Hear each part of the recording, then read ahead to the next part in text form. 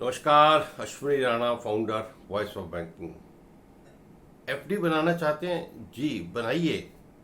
लेकिन एफडी बनाने से पहले कुछ बातों का अगर ध्यान रख लेंगे तो आपको बाद में दिक्कत नहीं आएगी, नहीं तो आपको मुश्किल होगी और फिर उसको सुधार करने के लिए आपके पास मौका नहीं होगा और हो सकता है आपको नुकसान भी हो। तो इसलिए एफडी अगर बनाना चाहते हैं तो बनाने से पहले इन बातों का अगर ध्यान रख लेंगे तो आप फायदे में ही रहेंगे, ना कोई नुकसान होगा ना परेशानी होगी। और एफडी जो है वो आपको अच्छा रिटर्न भी देगी, आपको समय पर वापसी भी हो जाएगी और टैक्स का झंझट भी नहीं रहेगा। जी हाँ, तो सबसे पहले आप तय करें कि कितना पैसा आप एफडी में डालना चाहते हैं। क्या है कि जब भी कोई इन्वेस्ट करते हैं तो हमारे पास जितना पैसा है सारा ही एक तरफ इन्वेस्ट नहीं करना चाहिए। अगर आप शेयर मार्केट में करते हैं, म्यूचुअल फंड में करते हैं, एफडी में करते हैं, गोल्ड में करते हैं तो बहुत अच्छा है। लेकिन फिर भी एफडी सबसे सुरक्षित इन्वेस्टमेंट है बैंकों की, तो आप एफडी में इन्वेस्ट कर सकते हैं। तो पहले तय करें कितना पैसा आपके पास है जो आप निकाल सकते हैं फिक्स डिपॉजिट करने के लिए। फिर कितने समय तक आपको करना है, यानी आपको कोई इमरजेंसी, कोई ज़रूरत आगे आने वाली है तो उस तरीके से भी सोच सकते हैं। तो आप क्या कर सकते हैं कि सारा पैसे की एक एफडी ना बनवाएं। अगर आप के पास ज़्यादा पैसा है उसके लिए 5, 6, 7 एफडी ऐसे बनवा लीजिए, ताकि अगर प्री मेच्योर यानी ज़रूरत पड़ने पर आपको कोई एफडी तोड़नी पड़ती है तो आपको जो प्री मेच्योर का जो चार्ज लगता है वो नहीं लगेगा और एक ही एफडी पर लगेगा। नहीं तो पूरी एफडी तोड़ेंगे तो आपको ज़्यादा उसके ऊपर पेनल्टी लग जाएगी। तो एक से ज़्यादा एफडी बनवाएं। कितने समय तक बनवानी है, तो ऐसा भी कर सकते हैं कि भाई एक एफडी 1 साल के लिए, फिर 2 साल के लिए, फिर 3, यानी अलग अलग पीरियड के लिए कि कितनी लिक्विडिटी की आपको ज़रूरत है, तो उसके हिसाब से भी आप अपनी एफडी को बना सकते हैं। एफडी बनवाते हुए देखें कि कौन सा बैंक आपको ज़्यादा इंटरेस्ट दे रहा है।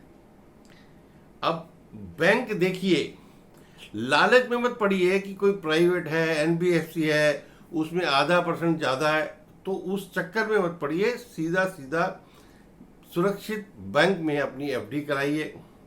सीनियर सिटीजन है तो आपको आधे % का एडिशनल उसमें लाभ मिलेगा। अब आप एफडी आपने सोच ली, पीरियड सोच लिया, बैंक सोच लिया, जब एफडी करवाने गए तो उसमें नॉमिनेशन जरूर करवाएं। अगर 2 लोगों का भी करवा रहे हैं तो क्या उसकी रीपेमेंट कंडीशन होगी कि दोनों की सिग्नेचर लगेंगे रीपेमेंट पर, या दोनों में से एक भी निकाल सकता है, तो ये भी ध्यान रख लें। और हो नॉमिनेशन तो अवश्य करवाएं, 1 का करवाएं या 4 का करवाएं, वो आपके ऊपर रहता है कि आप कितने नॉमिनी बना सकते हैं, कितना कितना किसको देना है। फिर एफडी बनवाते हुए ये भी ध्यान रखें कि आपके ऊपर, अगर आप सीनियर सिटीजन हैं तो 1 लाख रुपए से ऊपर आपका इंटरेस्ट अगर साल में बन जाएगा सारी एफडीओं का मिला के, तो आपको टीडीएस बैंक जो है वो काट लेगा। अगर आप सीनियर सिटीजन नहीं है, सामान्य है, तो 50,000 से ऊपर का इंटरेस्ट के ऊपर आपको टीडीएस लगेगा 10%। अगर आपके पास पैन नहीं है तो फिर वो टीडीएस आपको 20% लगेगा। तो इसलिए उसकी भी कैलकुलेशन कर लें। और हर साल अप्रैल में फॉर्म 121 ये आप बैंक में दे सकते हैं कि भाई मेरी और कोई इनकम अगर आपकी नहीं है और जो टोटल टैक्सेबल इनकम है उससे कम आपकी इंटरेस्ट की इनकम हो रही है और 1 लाख रुपए से ज़्यादा सीनियर सिटीजन में और 50,000 से ज़्यादा साधारण नागरिक के रूप में हो रही है, तो आप वो फॉर्म भर के दे सकते हैं कि मेरा टीडीएस ना काटा जाए, कि मुझे मेरी टैक्सेबल टोटल इनकम नहीं है। तो आप बच जाएंगे, नहीं तो टीडीएस कट जाएगा, फिर आपको रिटर्न भरनी पड़ेगी, रिटर्न नहीं भरते तो मुश्किल होगी। तो आपने एफडी का डिसाइड किया, year, amount, bank, nomination, DDS, ये सारा आपने कर लिया। ये सारी चीज़ें अगर आप देख लेते हैं तो आपको कहीं भी मुश्किल नहीं आएगी। फिर अगर आपको पहले पैसे की जरूरत पड़ गई है तो एक एफडी उठाइए और उसको आप ब्रेक करवा लीजिए और उसका इस्तेमाल कर लीजिए। और आपको लगता है कि पूरी वो भी एफडी पूरी की जरूरत नहीं है, उसको ब्रेक करवा के आधा पोर्शन ले लीजिए। तो ये सारी चीज़ें अगर आप ध्यान में रखेंगे तो आप एफडी बनाने के बाद निश्चिंत रहेंगे, अच्छी इंटरेस्ट इनकम होगी और कोई परेशानी नहीं होगी।